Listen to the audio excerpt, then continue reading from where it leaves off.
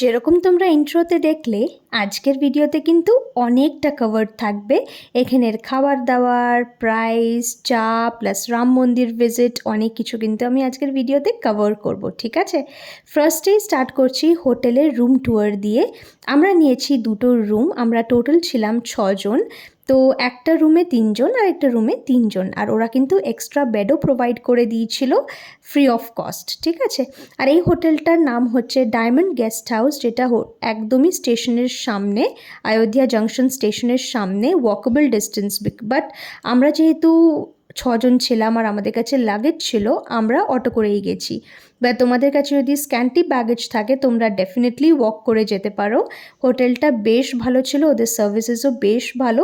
আর দেখতেই পাচ্ছ একটা রুমে সবাই মিলে গল্প করছে। আমরা সারাদিন ওরকমই করেছি, একটা রুমে সবাই মিলে গল্প করেছি, রাত্রেবেলা শোয়ার সময় খালি আলাদা আলাদা রুমে চলে গেছি আর কি।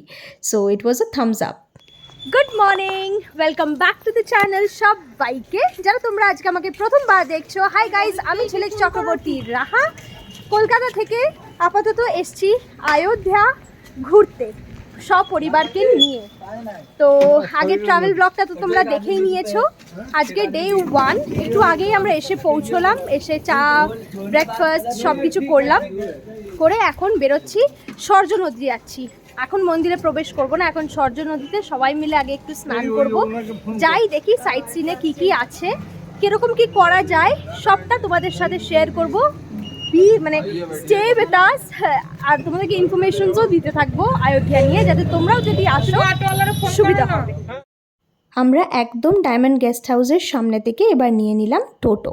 আমরা যাচ্ছি সরজু নদী, ডাইরেক্ট ওখানে গিয়ে আমাদের ইচ্ছে আছে প্রথম দিনই সরজু নদীতে স্নান করার, আর ওখানে কীরকম কি খাবার পাওয়া যাচ্ছে সেগুলো ট্রাই করার।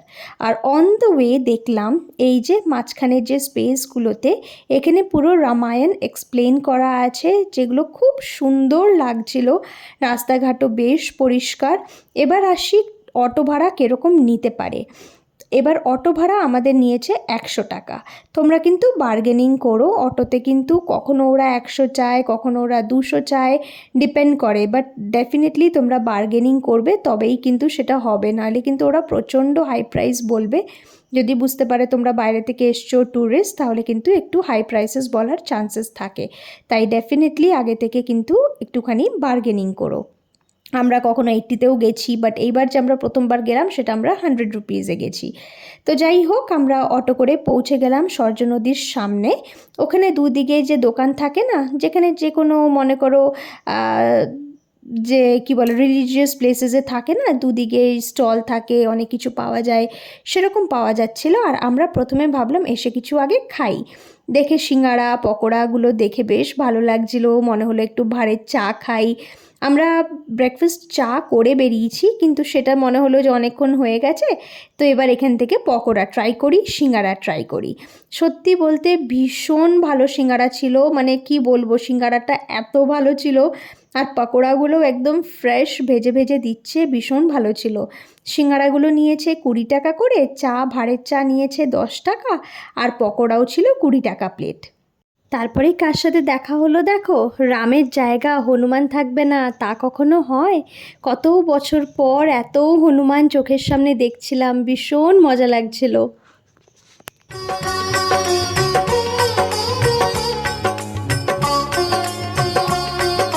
যাই হোক, এবার সরজ নদীতে আমি দাঁড়িয়ে আছি, ভিডিও করে দিচ্ছি সবাইকে। ওরা আগে নামছে, তারপরে বাবার হাতে ফোনটা দিয়ে আমিও নামবো, তারপরে বাবাও আবার নামবে।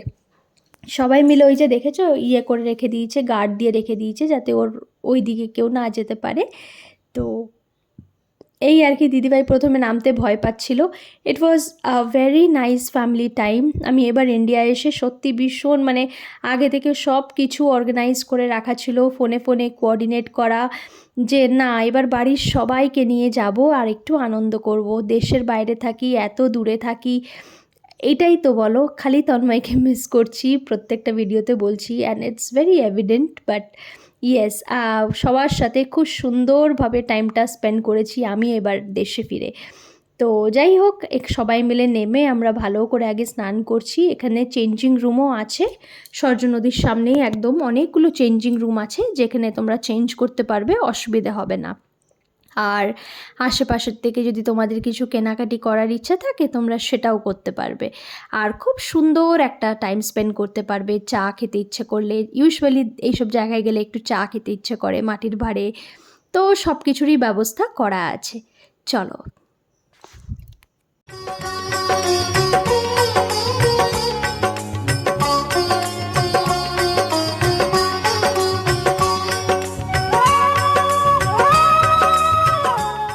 যেমন তোমাদেরকে বললাম, এই যে সবার হয়ে গেছে, আমরা চেঞ্জও করে নিয়েছি।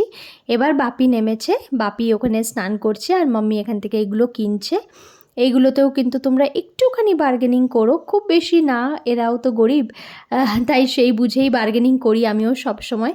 বাট হ্যাঁ, একটুখানি তো করি, করে তারপরে কিনেছি আর কি।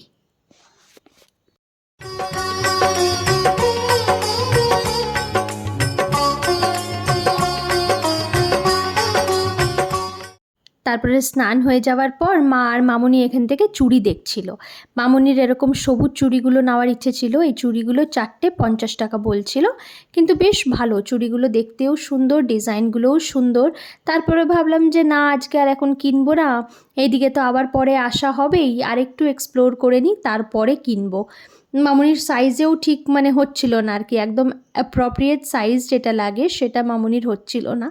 তো ভাবলাম ঠিক আছে, আরও এক্সপ্লোর করি, কদিন তো আছি, তারপরে কেনা যাবে।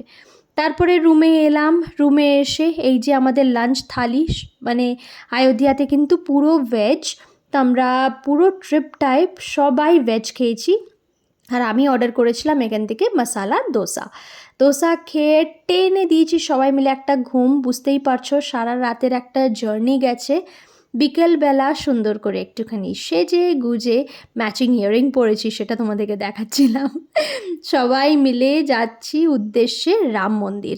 সবাই মিলে সেজে গুজে সুন্দরভাবে বেরিয়েছি, আমরা যাব হচ্ছে রাম মন্দির। এই যে দুই মা দেখো অলমোস্ট একই কালারের ড্রেস পরেছে। আমরা টোটো করে আবার চলে এলাম রাম মন্দিরের অনেকটা আগে।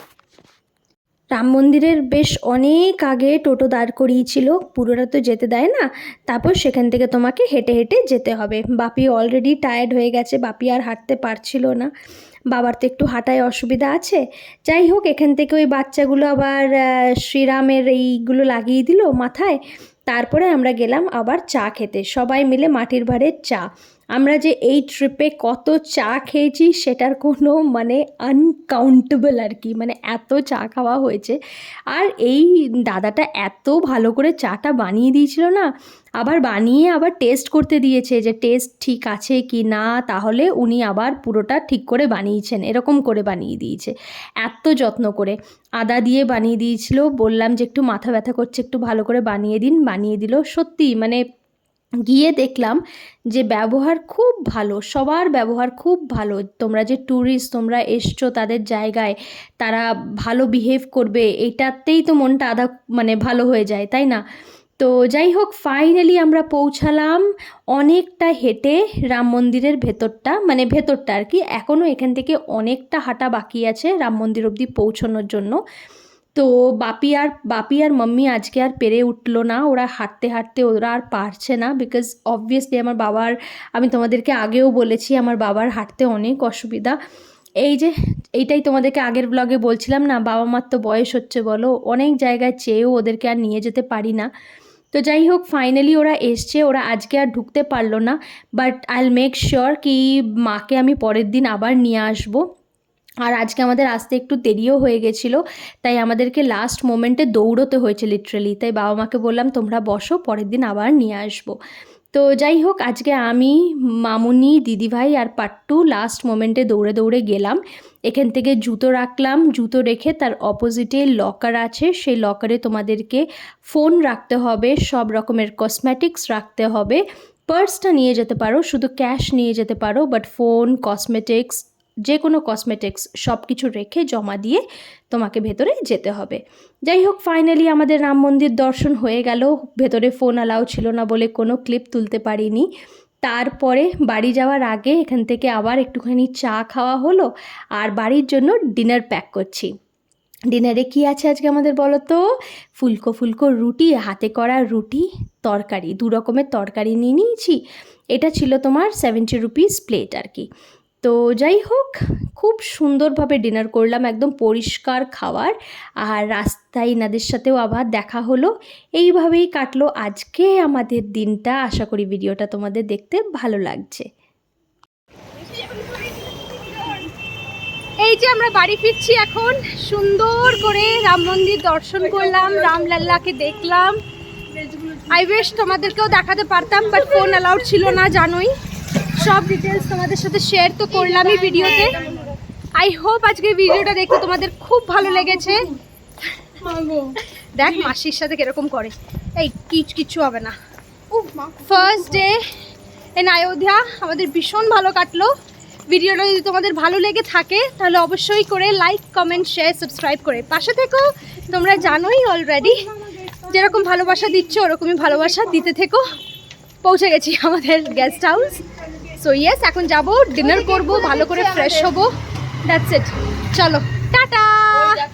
দাও তোমাদেরকে দেখাই, দেখো গেট খুলে দিচ্ছে, দেখেছো? দেখো গেট ধরে দাঁড়িয়ে আছে।